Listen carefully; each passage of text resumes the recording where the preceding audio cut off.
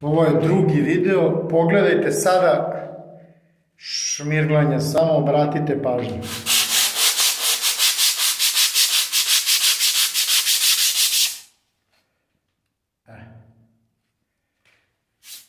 Ne znam da li vidite i shvatate, pogledajte. Znači ovo je od ručnog šmirglanja. Vidite.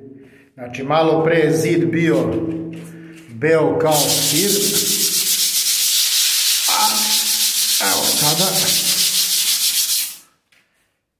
Pogledajte kakve brazde ostavlja ruka. Šta je bitno?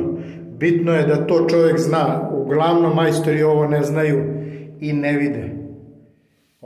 Ali ova priprema i to nije za poludisperziju, to je za malo kvalitetnije boje. Generalno poludisperzija pokriva ove stvari.